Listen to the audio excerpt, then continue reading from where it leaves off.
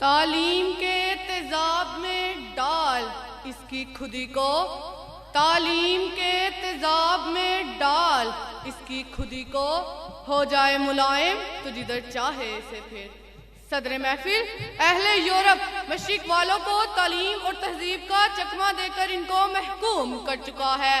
اس نے مسلمانوں کی خودی کو ختم کر کے غفلت کی نیند سلا دیا ہے۔ اسی لیے آج پوری دنیا میں مسلمان غلامی کی زندگی گزار رہے ہیں۔ اسی لیے آج فلسطین لہو لہو ہے۔ اس کے لیے سروں پر کفن باندھ کر یہ مسئلہ حل کرنا ہوگا۔ پھر مجھے کہنے دیجئے، جلتا ہے مگر شام و فلسطین پہ میرا دل، جلتا ہے مگر شام و فلسطین پہ میرا دل، تدبیر سے کھلتا نہیں یہ خدائے دشوار۔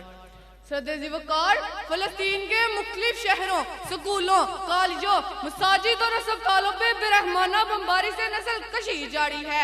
ایک لمحے کو ہم خیال کریں، ہر دن میں 24 گھنٹے، ہر گھنٹے میں 60 منٹ، ہر منٹ میں 60 سیکنڈ اور ہر نینو سیکنڈ میں آپ کو اپنی اور اپنے بچوں کی جان جاتی محسوس ہو۔ اپنے ہاتھوں سے اپنے پیاروں اور کمسن بچوں کو بارودی اموات سے جلستے زیر زمین دبے اور ہاتھ بازو کٹے دیکھنا آپ کو ذہنی اذیت سے دوچار کرے گا۔ آپ اس کا تصور بھی نہیں کر سکتے، لیکن آفرین فلسطینی بچوں، ماؤں اور بہادر جوانوں کے حوصلے بلند و بالا رکھے ہوئے ہیں۔ زندگی کی کرن ڈھونڈنے نکلے تھے، گزر گئی صدیاں مگر وہ گھر نہیں آئے۔ زندگی کی کرن ڈھونڈنے نکلے تھے، گزر گئی صدیاں مگر وہ گھر نہیں آئے۔ تلاشی زندگی سے لوٹے تو ماؤں نے دیکھا، بدن تو لوٹ آئے ہیں بیٹوں کے مگر سر نہیں آئے۔ جناب والا، دہشت گرد اسرائیل نے جب بالیہ کے کیمپ پر ایک ٹن کے بم گرا کر سینکڑوں بناگزین شہید کر دیے، ناجائز ریاست نے فلسطین پر ایک دن میں اتنے بم برسائے جتنے افغانستان پر 1 سال میں برسے۔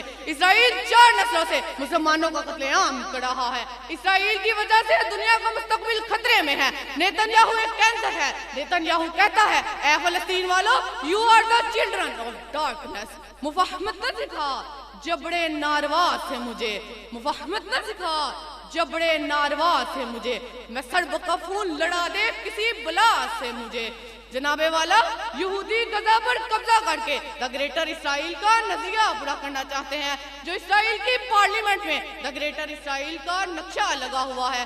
امریکہ نے اپنے 2 جنگی بحریں اسرائیل بھیج دیے ہیں۔ برطانیہ کا وزیر اعظم خود اسلحہ بردار جہاز لے کر اسرائیل آیا ہے، لیکن ساری مسلم امت فلسطین کو یادگار فلم کے طور پر دیکھ رہی ہے۔